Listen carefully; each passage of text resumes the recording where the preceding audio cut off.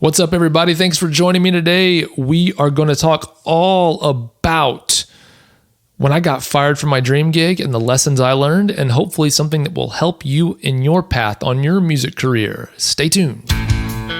We love playing music, but it seems like the odds of making a living as a professional musician are about as high as winning the lottery. So the big question is this: how do musicians like us, with jobs, families, and responsibilities, get from where we are today to making a practical living playing music we love? Well, my name is Daniel Hadaway, and this show will give you the answers. This is the Practical Pro Musician.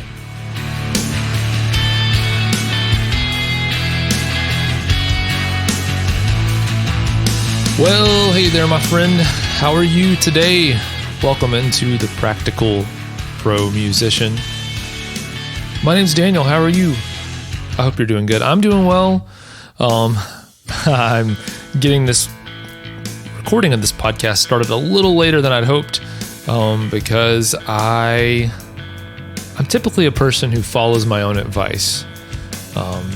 It's definitely true of anything I say on this show, but I did not follow my own advice today, and I came to regret it. I one piece of advice, and this is not only my advice, a lot of people subscribe to this idea, and that is if you are using a computer to complete important work, you're counting on a computer to complete important work, it's probably not a good idea to upgrade that computer or the operating system or do anything too crazy to it right away as soon as something new comes out. And I actually didn't. I actually delayed upgrading my operating system. I'm about a year behind on my trusty old Mac here.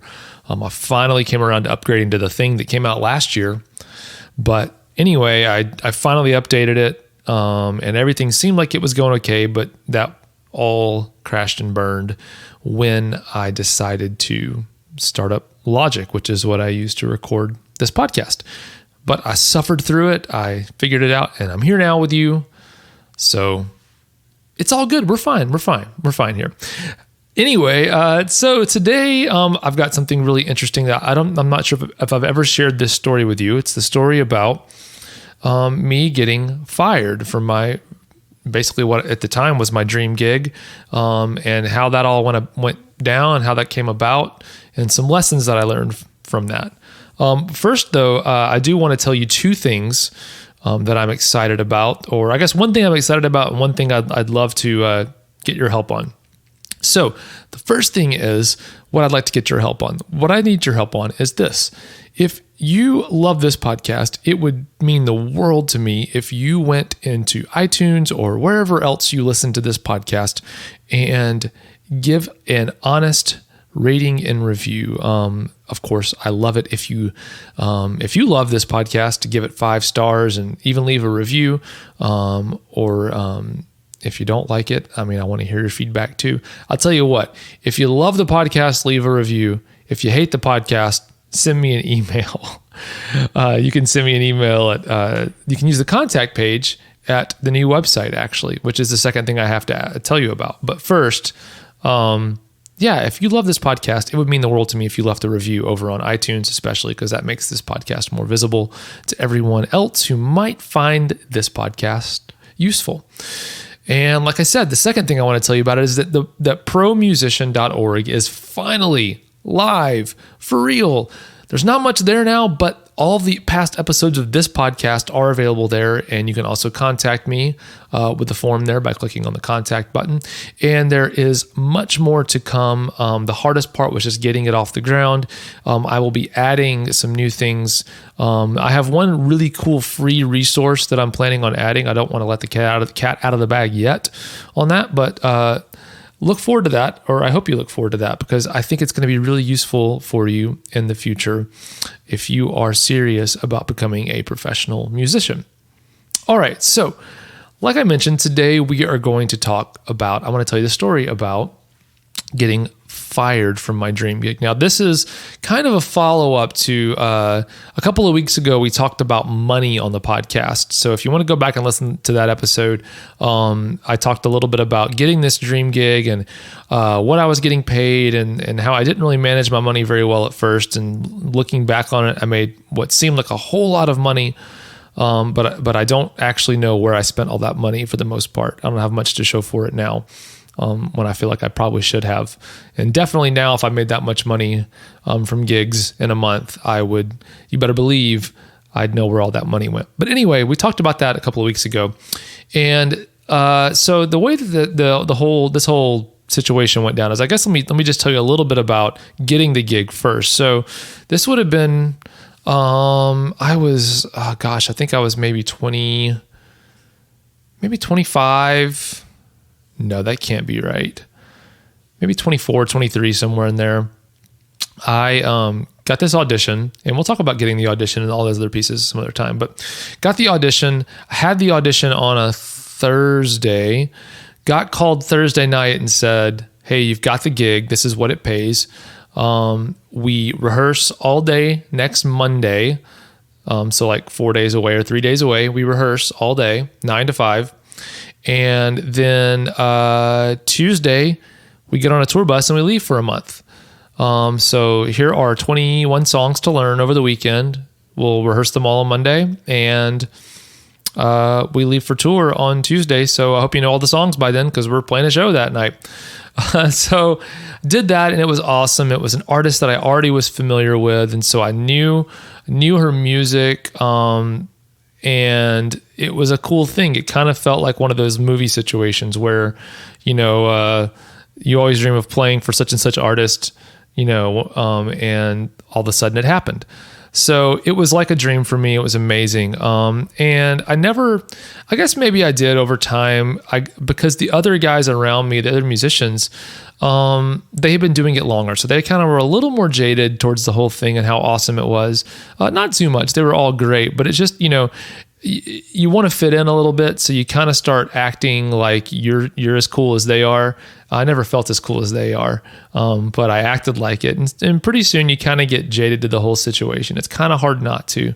But anyway, the deal with this artist was this. So we had about 6 months worth of shows planned out when I came on. And so that included a big long tour, included going to Europe, big thing, but about 6 months worth of shows. And then what was going to happen after that was she was going to take a break for at least 6 months, take some time off, kind of re-energize herself.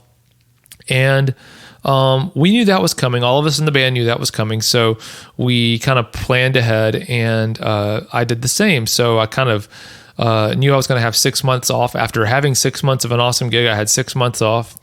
And the deal was this, though, is, she said, hey, look, if you can just make it through these 6 months without any gigs, which means you're not getting paid anything, that's the way it works most of the time in the music business, we'll come back after 6 months of no work, and we'll go back, go on tour, do the whole thing, and we'll be back into it.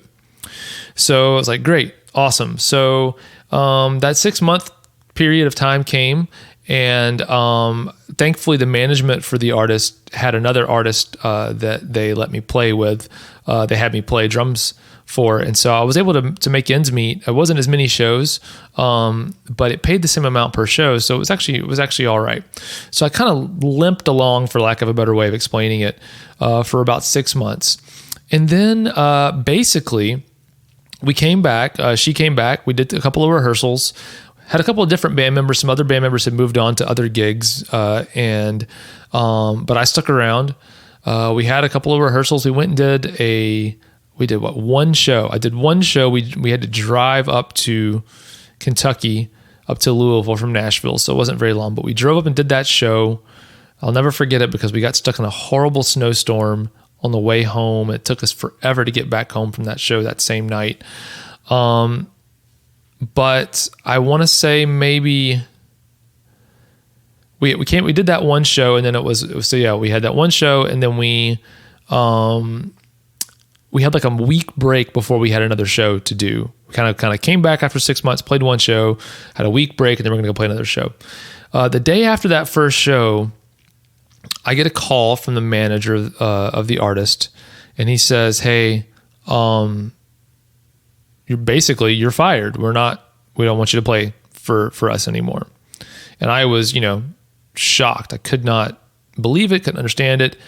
And he basically said, I was like, "Why? Tell me why." And he's like, "Well, you weren't really, you stopped showing up prepared for gigs, which, wasn't actually true as best as I could tell. I mean, the gigs were the same. We played the same set list for 6 months. Always played well, I thought. No one ever came to me and said after a show, the MD never came and said, "Hey man, that wasn't great. We need to work on that," or anything. I never got any feedback like that. It just there's kind of nothing along that line. But anyway, all of that to say, there were a lot of excuses given to me about firing me. The real story was something different. It was just really that they had another drummer that needed a gig that was friends with the group of people, and they really wanted to give him a chance. And honestly, if that had been the explanation, it would have kind of hurt, but I would have been fine with it. But anyway, the explanation basically was, "Well, you're not prepared." And then that guy was like, "That's not true." And then he's like, "Well, we're trying to go more of a rootsy direction. We think of you as more of a rock drummer." Which is funny because if you know like my more recent background as far as the band I played with, they were actually the opposite of rock in pretty much every way.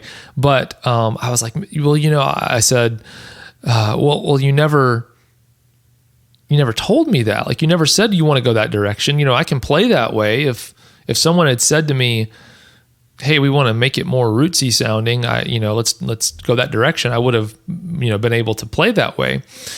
And I was like, "Yeah, well, we just want to go do something else."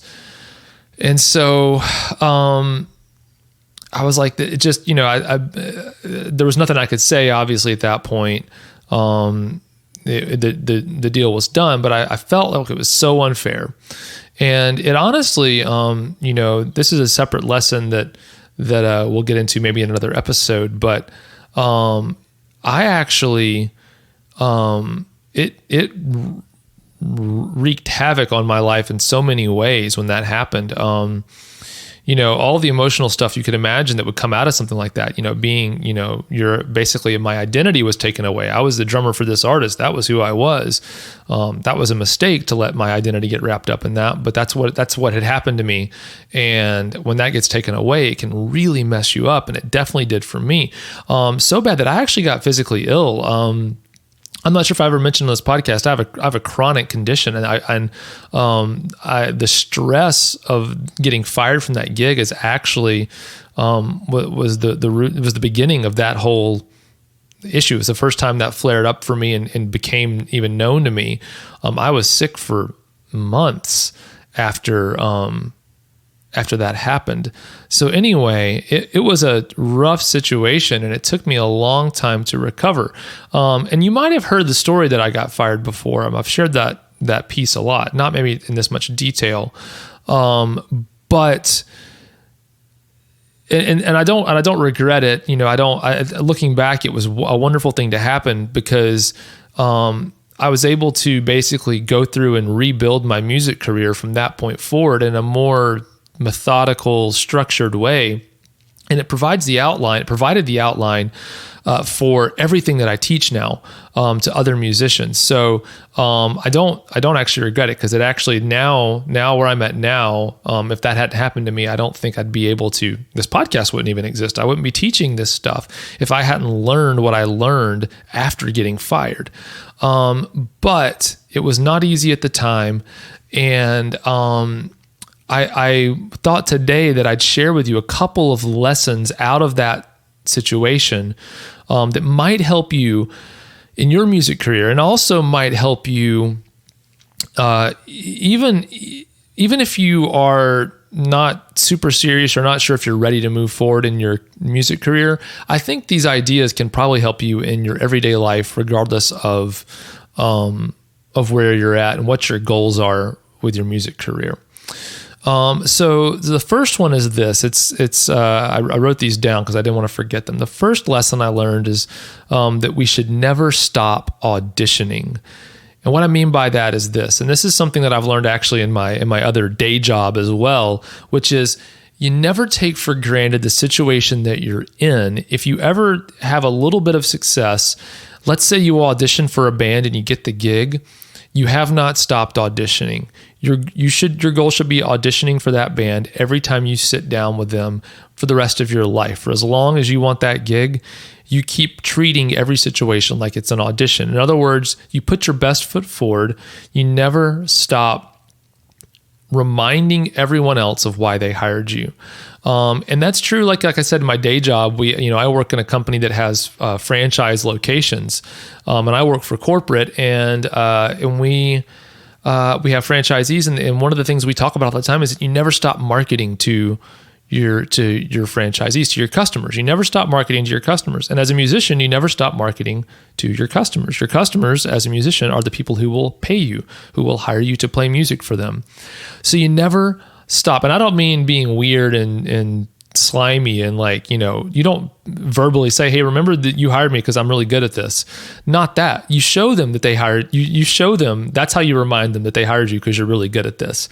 You always have to remember that you're on, it's not a performance, but you're always in the spotlight. And even if you're not in the spotlight, as far as interactions go, you should act like you're in the spotlight and carry yourself in a way that always reminds those other musicians, whoever hired you, that producer, that artist, don't let them forget why they chose you or chose to work with you in the first place. So yeah, never stop auditioning. The second thing that is a good thing to do is look for gaps in your situation. So what do I mean by gaps? Well, basically, the writing, looking back on getting fired, the writing was on the wall for me in some ways that this situation, whether I was getting fired or not, I had lots of indications that maybe this gig wasn't going to last long. The fact that I came on and the artist was going to take a 6-month break, 6 months after I started, that's not necessarily a bad sign, but in isolation, but added in with other things, I probably should have been a little more active at looking for other opportunities all along the way. The complete lack of feedback that I was getting along the way about my playing. And I'm going to get into this other point next, but the fact that, I could have been more aware that I was perceived as a rock drummer and that's not all there is. I should have been working on being more well-rounded as a musician, regardless of whether or not that was an accurate perception of who I was as a musician. I should have been aware that there was a gap in what was being perceived of who I was as a musician and work to fill that gap. There was a gap, like I said, in communication that maybe I should have filled. I should have asked more questions. I shouldn't have let unknowns stay unknowns. I should have been more forward and asked questions about the future and my situation and everything else.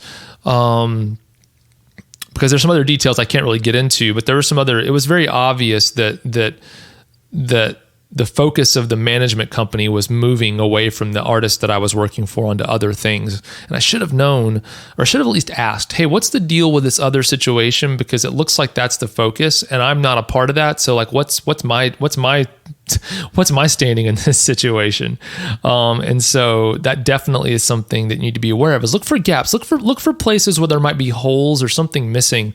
And not just you and the way you play or how you interact, but the overall situation you find yourself in as a musician, as if you're in a workplace or your relationships. Look for those gaps. Try to kind of look at yourself objectively. Pretend that you're floating out third-person view, looking down at yourself, and observe yourself objectively and say, where are the gaps that he or she has and what's going on with them? And then look and see how you might be able to fill those. Now, I kind of alluded to the next point here a minute ago, but always remember that perception is reality. Now, that's not obviously my original idea. That's something I've heard a lot throughout my life, but it doesn't matter what you know the truth about yourself to be as a musician. The reality of what everyone else is going to see is what they perceive of you. So for me, I knew deep down in my heart that I was not a quote unquote rock drummer, that I could play that rootsy organic stuff. And I knew that I played a lot of that kind of stuff in my practice time at home.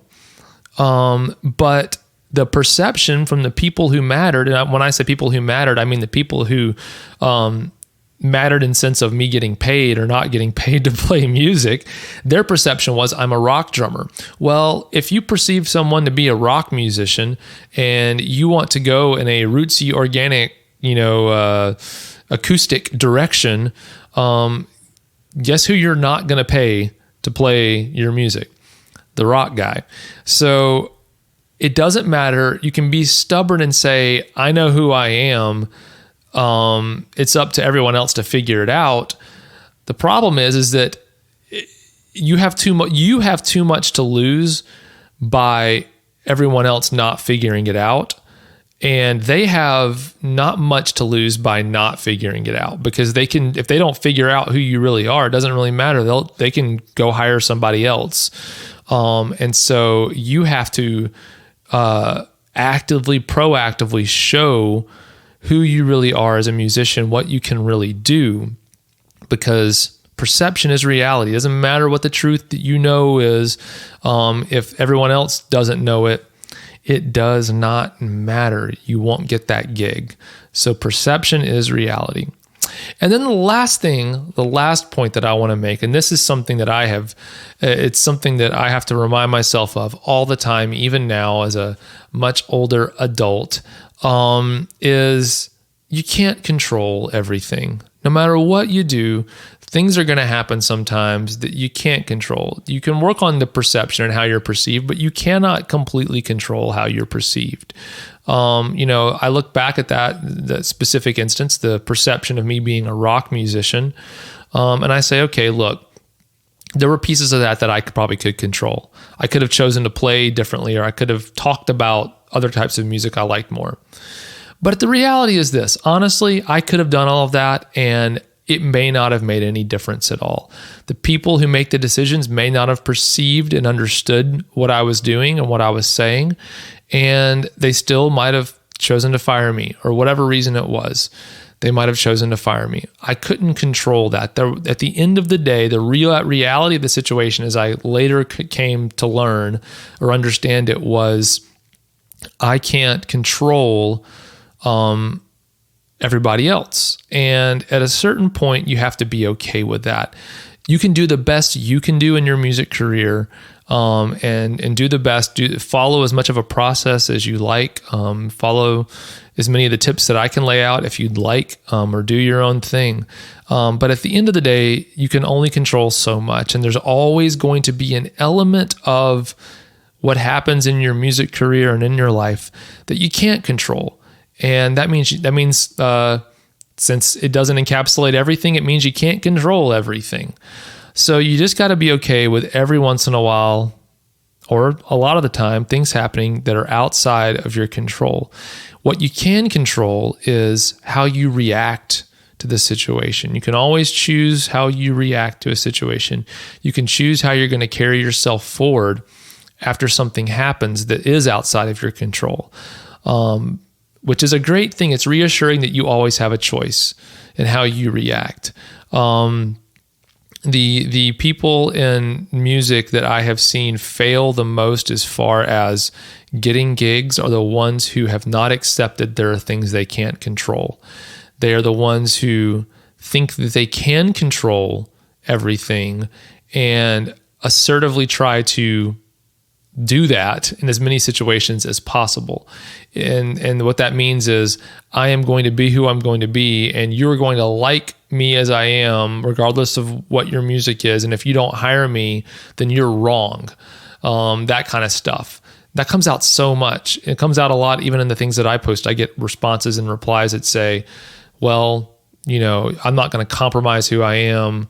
Everyone else is wrong if they don't hire me, basically. And, what I say to those people is good luck. You're not going to get hired. And so just keep in mind, there's things outside of your control, but what you can control always is how you react to situations. So just to recap again, number one, never stop auditioning. Always keep auditioning. Always keep reminding who hired you of why they hired you. Never take anything for granted. Every situation you get where you get to sit behind a drum kit or strap on a guitar or pick up a microphone or put your hands on some keys or whatever that is, that's an opportunity for you to audition. Even if you've already got a gig, you never know who else is listening. Number two, look for gaps in your situation. Where are the things that you're missing? Where are the things that aren't quite 100%, not only in yourself, but also all the things around you in your musical situation and even in your non-musical situation? And how can you fill those in as best you can? Number three, perception is reality. Doesn't matter what you know the truth to be about yourself as a musician, because the people who make the decision about whether or not you get paid, they have their own perception of you, and their opinion matters more than the reality of what you think you are in the context of getting hired as a professional. Of course, what you know about yourself is more important than what other people think about you deep down in your heart. Emotionally, that's true. But when it comes to getting paid, what other people think, that's really all that matters. And last, so like we said, you can't control everything. You got to accept that you can't control everything, but you can control how you react to situations, even when they're outside of your control. All right, so thanks for listening today. Like I mentioned, promusician.org is live. You can check out hundreds of old episodes of this podcast or my old podcast, Drummer Daily. But most of those podcasts actually don't talk too much about drumming specifically. They might say the word drumming, but you can just replace that word in your mind with playing music. And I think there's lots of good advice for you there still. So check those out. Shoot me an email through the contact form on promusician.org. And thank you for listening. Leave a review on iTunes if you don't mind. And we will talk again very soon. Thanks for joining me today. Bye for now.